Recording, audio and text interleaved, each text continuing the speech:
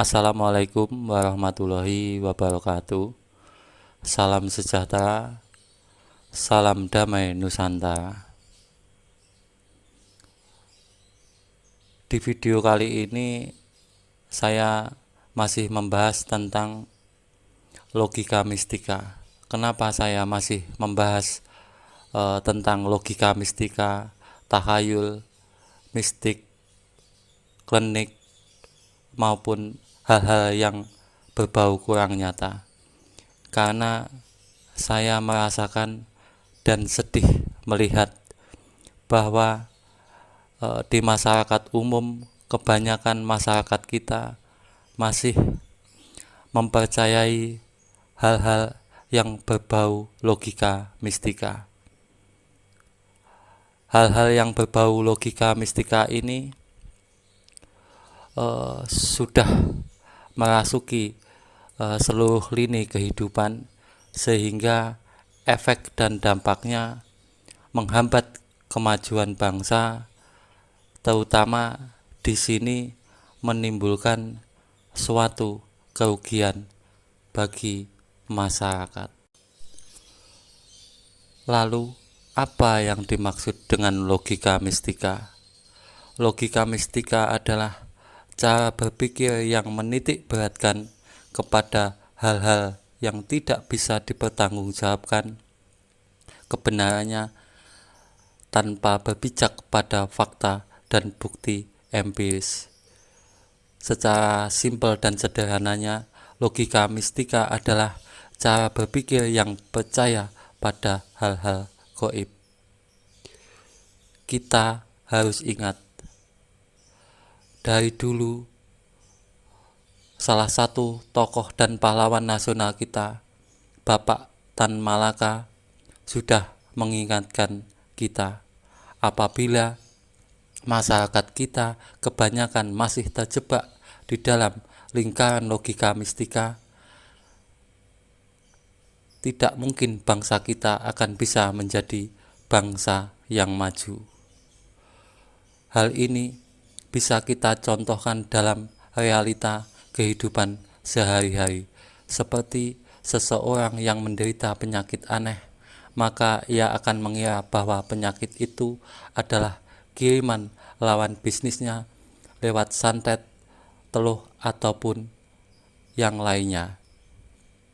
Bisa juga ketika terjadi suatu bencana alam, masyarakat justru malah mengira itu karena arwah nenek moyang kita lagi meminta tumbal, padahal di situ ada hal-hal teknis lain yang seharusnya diperhatikan, seperti kondisi geografis serta ulah tangan manusia yang menjadi penyebab bencana alam itu sendiri.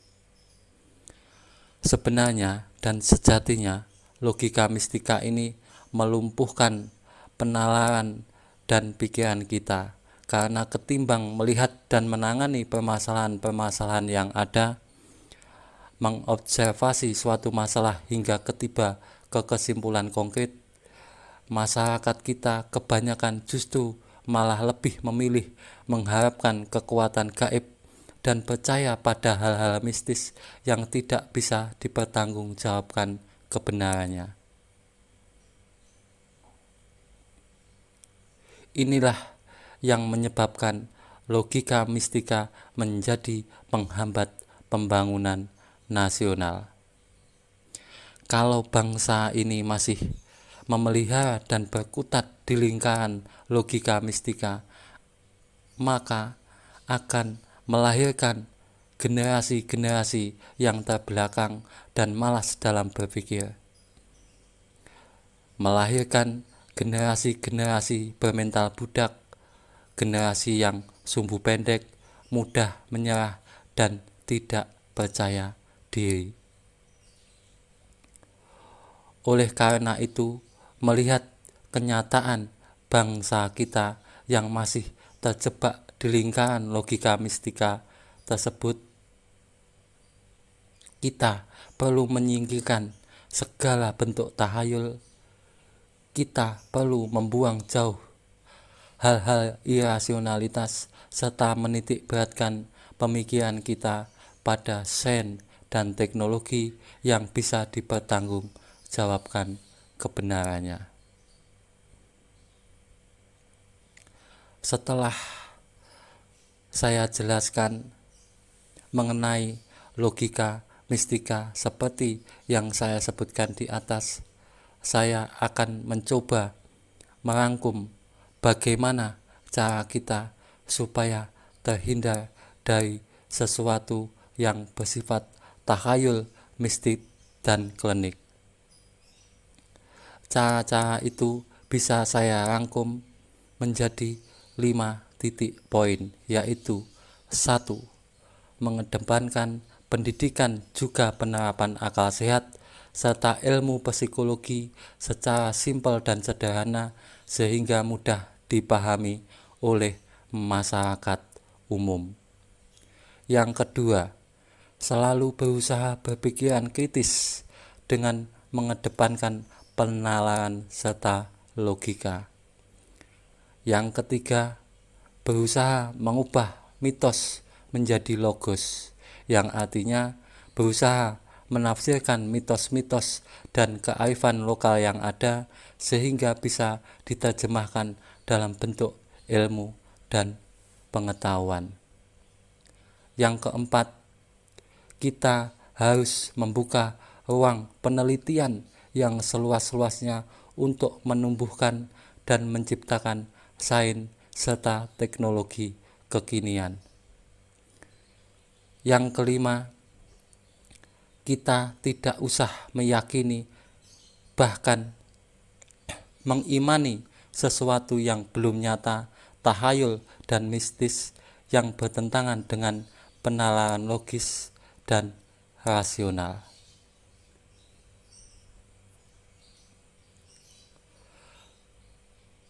Dengan mengetahui cara-cara supaya kita terhindar dari belenggu logika mistika, kita akhirnya bisa mengambil langkah-langkah praktis untuk mewujudkan suatu kemajuan bagi bangsa kita.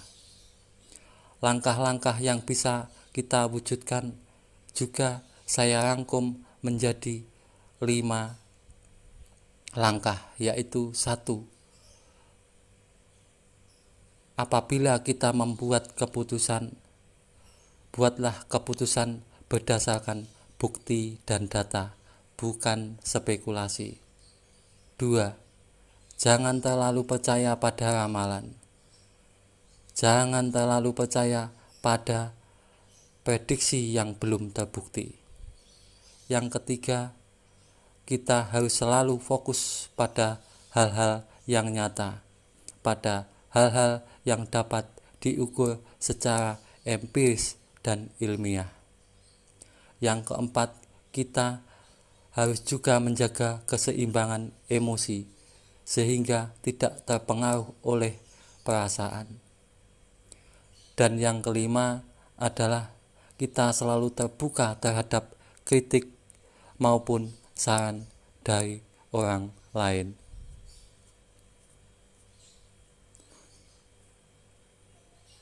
Setelah semua mengenai logika mistika itu saya jelaskan lewat video ini, kenyataannya mengapa bangsa Indonesia ini belum bisa maju dalam hal teknologi sampai sekarang. Jadi di sini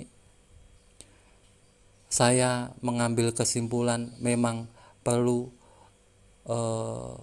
peran kita bersama, apalagi pemerintah kita, untuk fokus pada pengembangan teknologi. Artinya perlu lebih banyak lagi usaha untuk mempopulerkan sains pada publik melalui pendidikan atau pemberitaan. Inilah mengapa kita harus memboikot atau melarang pemberitaan terkait klinik, tahayul, dan sejenisnya di ruang publik agar masyarakat bisa menjadi lebih kritis dan maju.